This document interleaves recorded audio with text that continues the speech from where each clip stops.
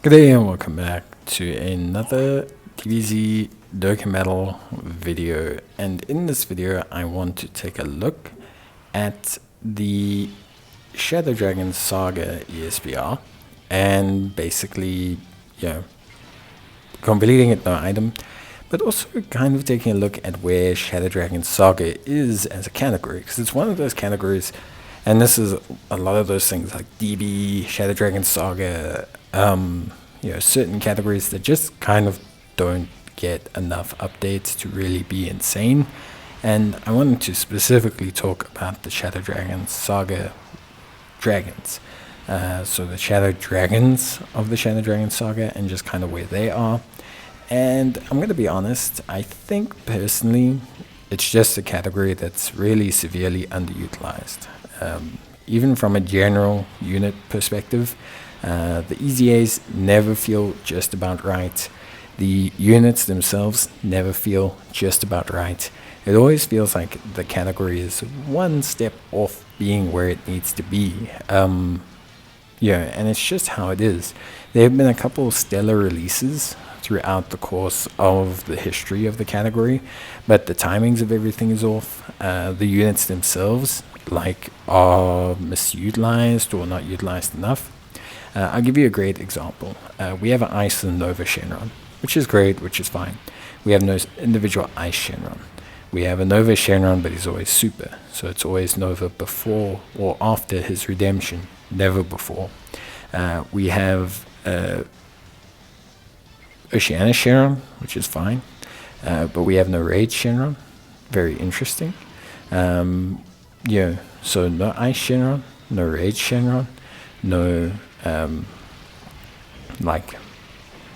think there's two other ones as well. No Haze Shenron, no Naturon Shenron. We don't have a SSR Ugly Oceana Shenron. There's already 3 or 4 units that very easily could just be general banner units.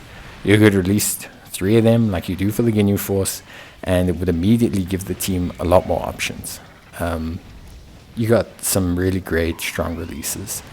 Physical Omega Shenron was great for his time when he got his EZA and his release. Great damage dealer. AGL Omega Shenron, the LR, great unit. The Shadow Dragons LR, the Shadow Dragons Int LR, the Battlefield one, really good. Hoping for a good EZA for them and a good timed EZA. We don't just need to EZA them just because. We need to EZA them when we are buffing the category.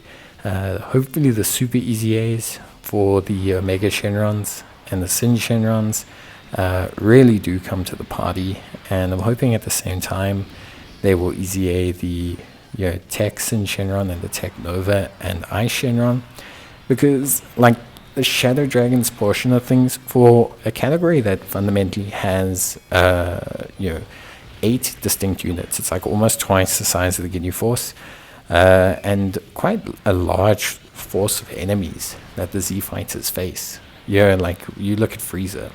Frieza has 18 different variants of Frieza, which is understandable because he's been in the show so long. But you could do something like that with the Shadow Dragons. You can have a transforming Sin Shenron. You can have a Omega Shenron. You can have a good Sin Shenron.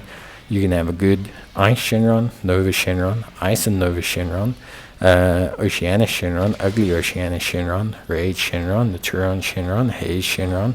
I mean, there's at least 10, 11 great distinct forms that can all have a good unit at any given time. And not to mention the combo cards that you can do, which are all great. And I think they just don't take advantage of that. They should maybe do a free-to-play team, similar to the Ginyu Force. I think that would be really cool. You have just about enough slots to make it work. I guess you could stick Nova and Ice as one card, and then you would have Rage, Oceanus, Nova and Ice, Haze, Naturon, and Sin. And you can have a great free-to-play roster, all very exclusive individual units. I just think there's a lot more they can do. Right now, this, for example, is the Shadow Dragons team. As it is right now, pretty much at full power, barring me having my own AGL Omega Shenron.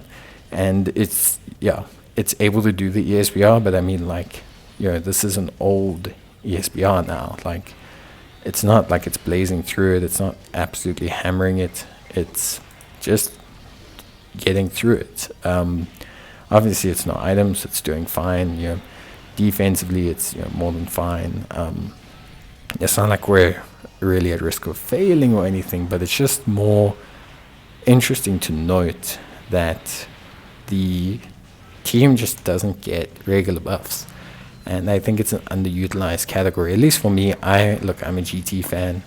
Of course, I like GT. I don't think there's a crime in liking GT. I understand the flaws, but I do like the concepts of some things.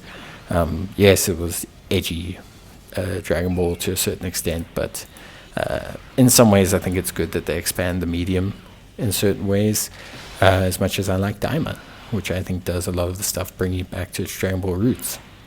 So yeah, I think conceptually I understand that maybe it's not super popular, but I think when it's not super popular, giving it a boost with a whole bunch of units can make it popular, at least within the game, and at least usable or fun to a certain extent within the game.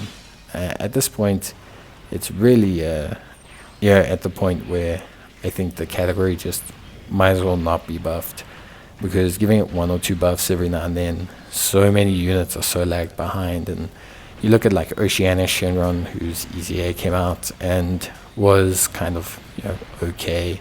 They're just not really taking big enough advantage of I would say the categories and everything. So yeah, that's kind of it from me. Realistically, I do think at the end of the day there can be there can be hope for the category. I think they're going to fundamentally change how they look at the category and how the category functions before we really can deep dive into what is like necessary for the category. Of course, we do get the 9-item run done. It's not anything crazy, and I think it's really, really cool and still a lot of fun. I think the category's got some cool potential, and I do like using it a lot, just because I dig the concept of the Shadow Dragons and what they represent.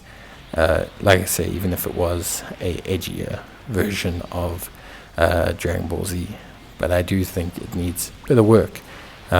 We're using all of the top tier kind of units, and look, they're doing an okay job. But yeah, realistically, we're pretty much hard carried by the AGL LR Omega Shenron, and then the fact that Oceania Shenron is still a great SBR unit, with all the debuffing and critting and multiple supers and everything she does. Still really a huge force to be reckoned with. So at least on the SBR front. But yeah, that's it from me. Hope you guys enjoyed the video. I will see you guys in the next one. And until then, as always, take care, stay safe. Let me know what you think about Shadow Dragons, and I will see you in the next video. So until then, take care, stay safe, and bye.